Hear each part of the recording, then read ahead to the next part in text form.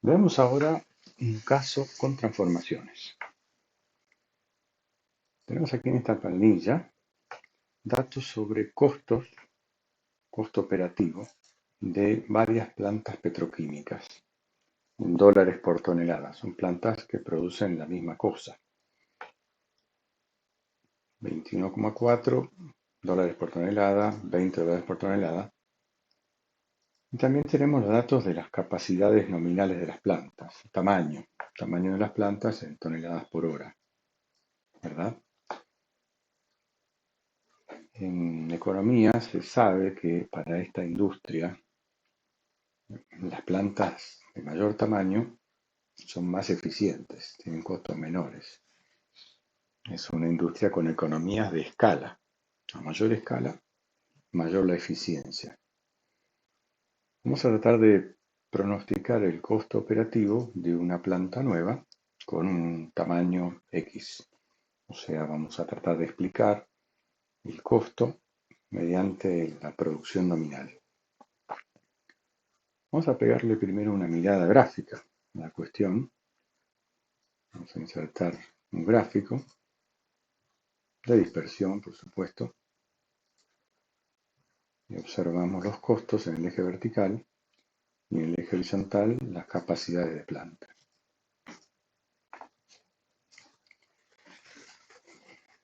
Vemos una tendencia decreciente, que es lo que esperábamos, pero lo que no se ve es que sea rectilínea, ¿verdad? Sino más bien se ve una tendencia curva. Si intentáramos aplicar un modelo lineal puro, veamos lo que pasa. Vamos a hacerlo con la línea de tendencia. Vamos a solicitarle aquí que muestre el valor de R cuadrado además de la curva, de la recta. Observamos que un modelo lineal puro conseguiría un R cuadrado de 0,75. No es muy malo, pero todo indica que podría mejorarse, porque aquí tenemos una zona donde los residuos son positivos, otra zona donde los residuos son positivos acá, y toda una zona donde los residuos son mayormente negativos. Es decir, no se está cumpliendo el supuesto número 1. La línea que planteamos no parece ser la correcta, porque si no los residuos tendrían que estar distribuidos arriba y abajo de la línea aleatoriamente, y no están siguiendo un patrón aleatorio. Vamos a probar entonces con otros modelos curvilíneos. Vamos a intentar con la transformación logarítmica en sus varias versiones. Veamos. Primero vamos a intentar aplicarle una transformación logarítmica a la x para conseguir el llamado modelo logarítmico. Vamos a agregar la línea de tendencia y elegimos entonces Logarithmic Model y también le pedimos que muestre el R cuadrado en el gráfico. Ahora vemos que el modelo logarítmico hace esta curva que tiene la convexidad hacia abajo, seguramente tiene un beta 1 negativo. Y se adapta un poco mejor a los datos y consigue un R cuadrado de 0,92. Es decir, aparentemente el modelo logarítmico es mejor que el lineal puro. Recuerden que los R cuadrados no son necesariamente comparables. O sea, miden la capacidad predictiva de cada modelo en soledad, pero si los modelos no comparten la variable y, porque hay una transformación de por medio, no serían comparables. En este caso sí comparten la variable y, con lo cual estos dos R cuadrados son comparables.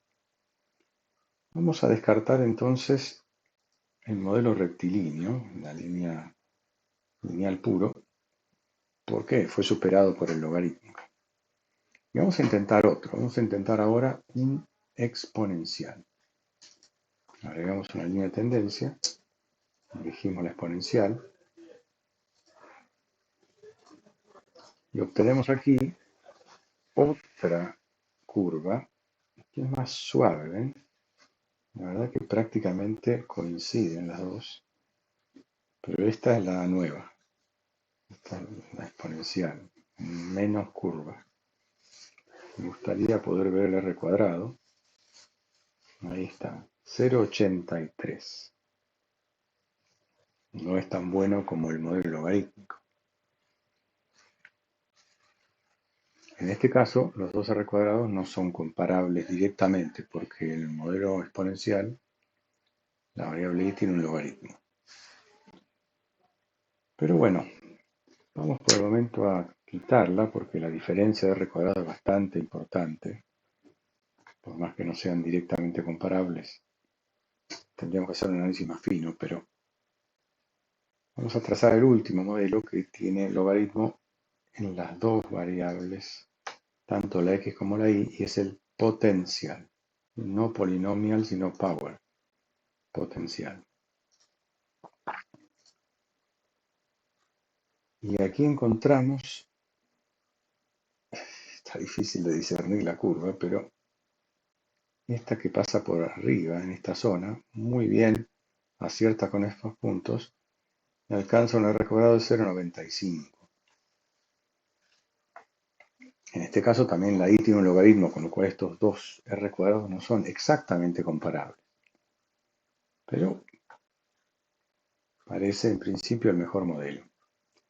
Afortunadamente, en este caso, hay teoría económica que favorece al modelo potencial. Es decir, cuando no tenemos teoría, lo más que podemos hacer es observar los cuatro modelos, comparar los R cuadrados. Si no son enteramente comparables, habrá que hacer ahí un ajuste que haremos después y elegir el mejor, o eventualmente aventurarse por otras transformaciones. Pero en este caso tenemos teoría. La teoría favorece al modelo potencial.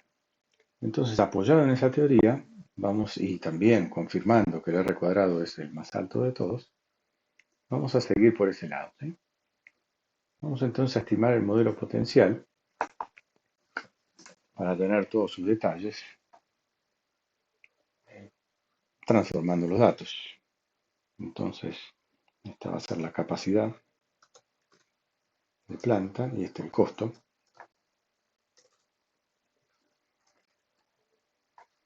Transformados. Vamos a tomar el logaritmo natural con la función ln para la capacidad de planta y el logaritmo natural para el costo. Los valores estos no tienen mucha relevancia, son logaritmos, no se puede interpretar. Entonces vamos a proceder con el modelo lineal. Es un modelo lineal en los parámetros, recuerden. Por eso podemos usar la función del Excel. Sigue siendo un modelo lineal en los parámetros. Pero obviamente en las variables no lo va a hacer. Costo, elegimos el rango del costo. Le estoy incluyendo el título de manera que podamos verlo en la salida del Excel. El nivel de confianza, le tengo que indicar que estoy poniendo los títulos en los rangos, tildando esta casilla. El nivel de confianza, vamos a bajarlo a 90%, razonable, y pedir los residuos. Entonces, lo enviamos a una nueva planilla. Vamos a cambiar el tipo de letra para mejorar la lectura, legibilidad. Y aquí tenemos la salida. Veamos. Aquí está el R cuadrado que veíamos antes. Esto no es una novedad. Es un excelente nivel de aproximación para una variable económica. Aquí tenemos el error típico. El error típico está en las unidades de la I, recuerden. La I es el costo operativo, pero en realidad no es el costo operativo, sino su logaritmo. Entonces este error no está en términos de dólares por tonelada, está en términos logarítmicos. Por lo tanto, no lo podemos analizar tan fácilmente. Lo que sí podemos analizar son los coeficientes, en particular la pendiente. Porque recuerden que cuando trabajamos con un modelo potencial doble logarítmico, este coeficiente no es el costo marginal, sino que es la elasticidad. En este caso, la elasticidad del costo con respecto a la capacidad de planta. ¿Cómo se interpreta este menos 0,42? En primer lugar, negativo porque a mayor capacidad de planta, menor costo. Pero además, podemos decir que si la capacidad de planta se incrementa en 1%, el costo baja 0,42%. Por ciento, variación relativa a variación relativa. Eso es consecuencia de haber tomado los logaritmos en ambas variables. Para confirmar que este coeficiente sea estable, vamos a calcular el p-value, mostrarlo aquí. Es muy pequeño, mucho menor al 5%, por lo tanto, confirmamos que esta estimación es estable. Y el intervalo de confianza, vamos a eliminar este otro que hizo acá el Excel. Vamos a mirar este. Nos dice que esta elasticidad está comprendida entre menos 0,46 y menos 0,38. Un intervalo suficientemente angosto. Bueno, así podríamos probar el modelo logarítmico que se aproximaba bastante también, tenía buen R cuadrado, y eventualmente compararlos. Pero vamos a hacer primero una predicción porque reviste alguna dificultad. Vamos a ver, no es tan sencillo como antes, sobre todo porque tiene transformación en las dos variables. Supongamos que estamos pensando hacer una planta de 120 toneladas por hora de esta capacidad y queremos saber cuánto va a ser el costo del producto para ver si es competitiva en el mercado hoy. Entonces vamos a hacer la predicción del costo. Entonces X0 será 120 toneladas por hora, pero esta es la variable sin transformar. No podemos entrar con este número en este modelo, porque este modelo acepta logaritmos y entrega logaritmos. Así es como fue estimado. Leyó logaritmos en las dos variables y eso es el idioma que entiende. Entonces vamos a tener que pasar al x'0, el transformado, que es el logaritmo de 120. Vamos a ponerlo acá abajo. Ahora bien, vamos a hacer la predicción. La predicción también será un valor transformado.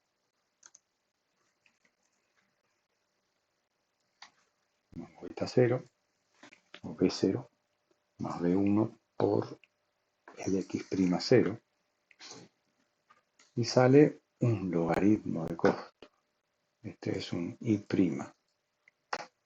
Tampoco podemos entenderlo, pero sí podemos antitransformar y obtener el costo en toneladas, ¿sí? Con una exponencial aplicada a ese valor. Ahora sí tenemos la predicción. Esta es la capacidad en toneladas por hora y esta es el costo en dólares por tonelada, creo que era, ¿sí? 14,5. Veamos el gráfico. Para 120 el costo sería un poquito menos de 15.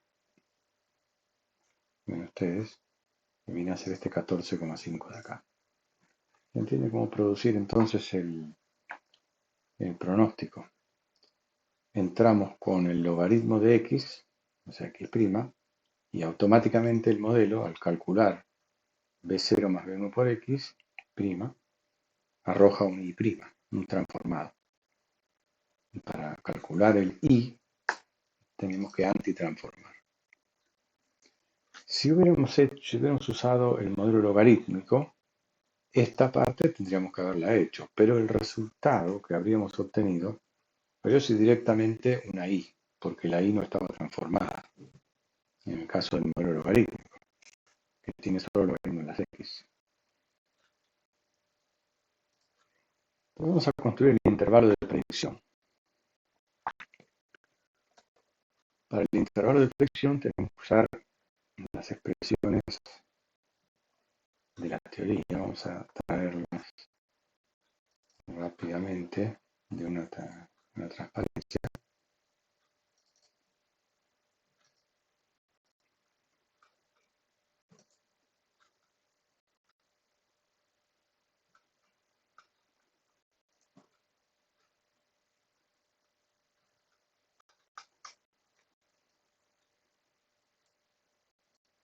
para seguirlas por ahí.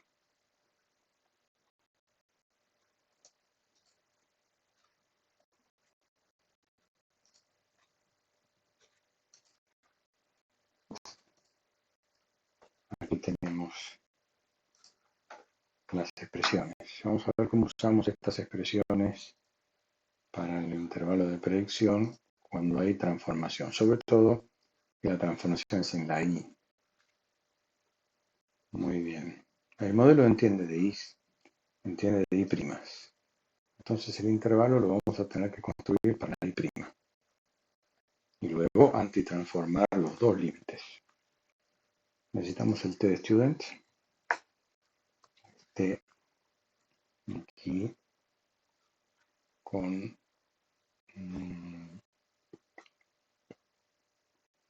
18 grados de libertad porque hay 20 observaciones y 95% de probabilidad para construir un intervalo del 90%. Vamos a usar la función t punto inversa, colocarle la probabilidad y los grados de libertad. Ahí tenemos. Este es el t de student, 1,73, un poquito mayor que el normal 1,65, debido a los pocos grados de libertad que tenemos, 18. Tenemos el t de student. Ahora, para calcular el desvío de predicción vamos a empezar por el h, para lo cual necesitamos el x raya y la dispersión de las x. ¿De qué x estamos hablando? Pues de la x que entiende el modelo, es decir, la x transformada, es la capacidad de planta transformada. Vamos a calcular aquí el promedio y la dispersión q. Para el promedio usamos la función average en inglés o promedio en castellano, y para la suma de desviaciones cuadráticas, dev SQ en inglés o desvía 2 en castellano. Desvía 2, paréntesis y el rango de la variable. Aquí ya tenemos entonces el promedio y la Q. Me los voy a llevar a la otra planilla. Los voy a pegar como valores. Aquí tenemos estos dos instrumentos para calcular el H.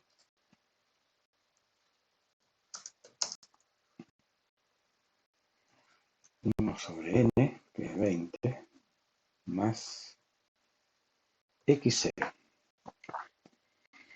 El modelo solo entiende de logaritmos de X, entonces vamos a tomar X'0 menos el X raya, también proviene de los logaritmos, elevado al cuadrado, dividido el Q que calculamos a partir de los logaritmos de las X.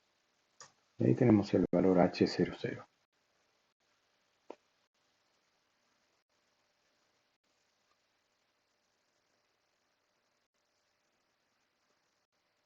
Vamos ahora a calcular el desvío de predicción como la raíz cuadrada de 1 más H00 por el error típico estándar error que está aquí arriba en la salida del Excel, que también está en unidades logarítmicas. Y ahí tenemos el desvío de predicción. Por lo tanto, podemos hacer el intervalo de predicción, sus límites inferior y superior, para I'.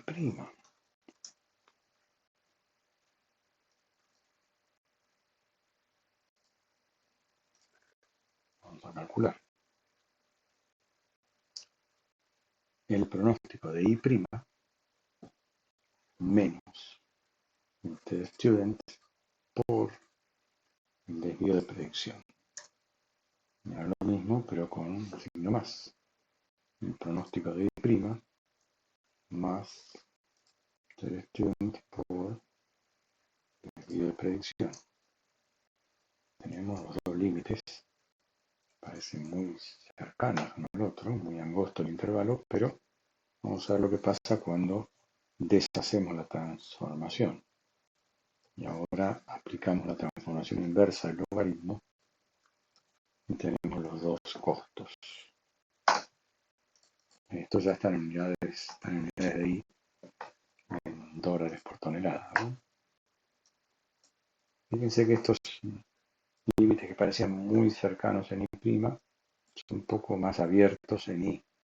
El logaritmo tiene esa propiedad de cerrar los números grandes y cuando lo deshacemos se expande, lo cual eso hace que el intervalo no sea tan angosto como nos hubiera gustado, pero de todas formas el R cuadrado del modelo es muy alto y el costo queda acotado entre 13,5 y 15,7 dólares por tonelada.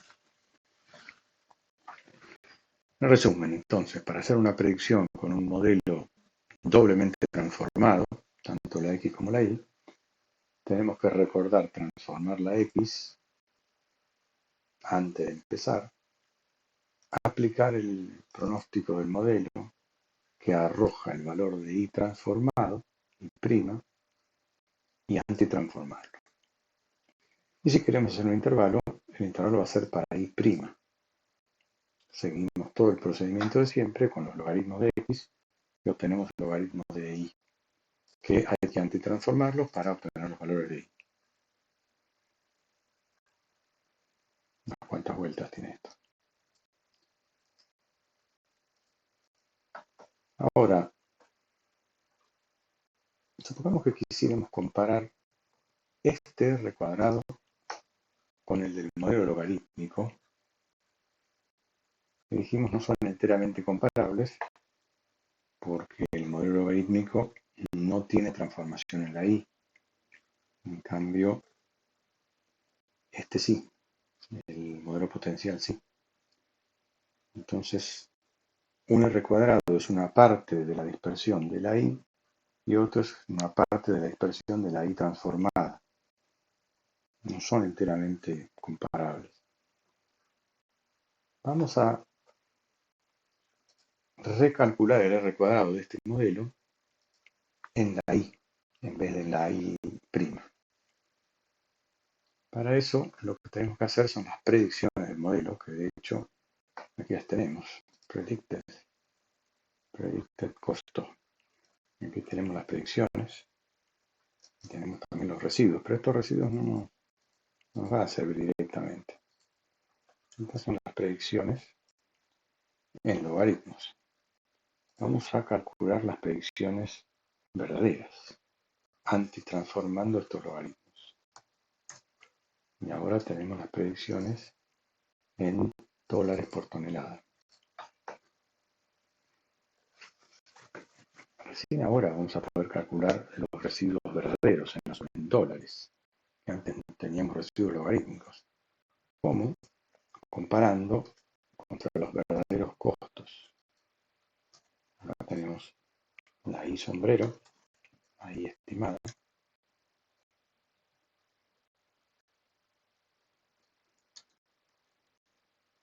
y acá la verdadera I. Esta surge de antitransformar cada predicción, que son predicciones logarítmicas. Y estos son los datos. Por lo tanto, los verdaderos residuos naturales se calculan como I menos I sombrero. Y estos son residuos en dólares. Con estos residuos podemos calcular la suma de Gauss, que será la suma de los cuadrados de los residuos. En inglés, SQ, sum squares. En castellano será suma punto cuadrados, el nombre de la función. Tenemos aquí la suma de Gauss podemos calcular el error típico como la raíz cuadrada de la suma de Gauss dividido nu, los grados de libertad, que son 18. Y este error típico ahora está en dólares por tonelada. Ya no es un error típico abstracto o logarítmico, sino que es el verdadero error típico en dólares. Esto no. Para valores de costos del orden de 19 dólares por tonelada, un error de 0,8 menos es un 5%, está bastante bien. Y ahora vamos a calcular el R cuadrado.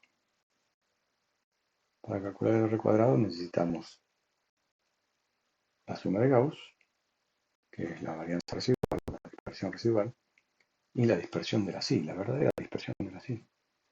Vamos a calcular acá. Otra vez podemos usar dev SQ